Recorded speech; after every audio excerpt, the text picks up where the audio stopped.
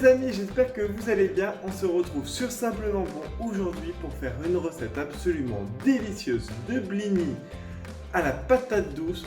On va l'agrémenter ensuite d'une petite préparation qui va vous faire une entrée ou en version miniature des petits toasts apéro trop sympas mais toujours sains et gourmands.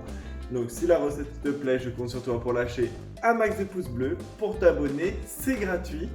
Et c'est parti pour la recette. Alors, on va commencer par prendre 500 g de patates douces. Donc, peu importe la couleur, vous pouvez prendre des patates douces blanches, oranges ou violettes. Selon votre goût, il n'y a aucun souci, ça ne changera pas la recette, ça changera juste la couleur du résultat final. Une fois qu'elles sont bien épluchées, vous les coupez grossièrement en tranches pour les aider à cuire un petit peu plus vite. Une fois que c'est fait, on va pouvoir les mettre 15 à 20 minutes dans de l'eau salée à cuire, donc il faut piquer une fourchette et quand c'est bien tendre, on va pouvoir les mettre égoutter dans le bol du blender.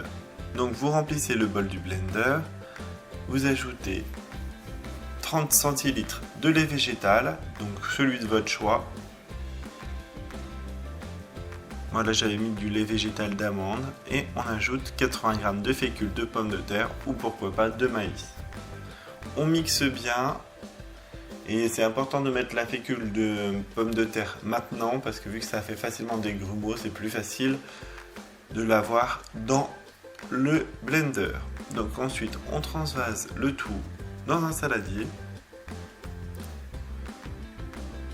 et on ajoute un sachet de levure chimique. Vous pouvez remplacer par du bicarbonate de soude. Vous ajoutez 200 g de farine de sarrasin ou de blé noir, idéalement du bio si vous avez, et vous mélangez jusqu'à l'obtention d'un mélange bien homogène. Ensuite, on va ajouter une cuillère à soupe d'herbe de Provence et une pincée de curcuma. On mélange, le curcuma c'est plein d'antioxydants, c'est super bon pour la santé.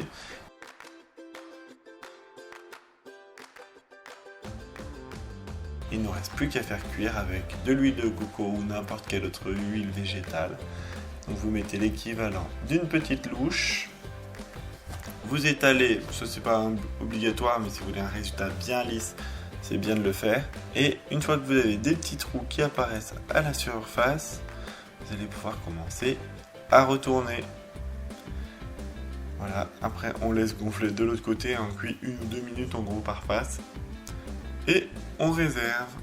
On va préparer la garniture, donc 150 g de yaourt grec dans lequel on ajoute une gousse d'ail émincée. On met 6 à 7 brins de ciboulette ciselée, un petit peu de persil. Une fois qu'on a mis ça, on ajoute 30 g de parmesan râpé et du sel, du poivre. Donc surtout du poivre, un peu de piment d'Espelette et une cuillère à café de moutarde. Vous pouvez aussi mettre de la moutarde à l'ancienne. Vous mélangez bien pour obtenir un mélange bien homogène. Et on va étaler la préparation sur les blinis. Donc, une fois que vous en avez mis de manière assez gourmande, on va prendre 2 carottes. Donc, on épluche bien entendu. Donc là, les carottes, elles étaient un petit peu fatiguées, mais bon, on ne va pas gaspiller, donc je les ai passées quand même. On coupe les extrémités bien entendu et on va les couper en tagliatelle, donc c'est-à-dire avec l'éplucheur, vous continuez à éplucher comme si de rien n'était en tournant régulièrement la carotte et vous disposez donc les tagliatelles de carottes avec un petit peu de salade, du parmesan en poudre et vous obtenez des super bons petits toasts comme ça que vous pouvez faire soit en version miniature pour l'apéro, soit en entrée. Si la vidéo t'a plu, je compte sur toi pour t'abonner. À très bientôt sur la chaîne.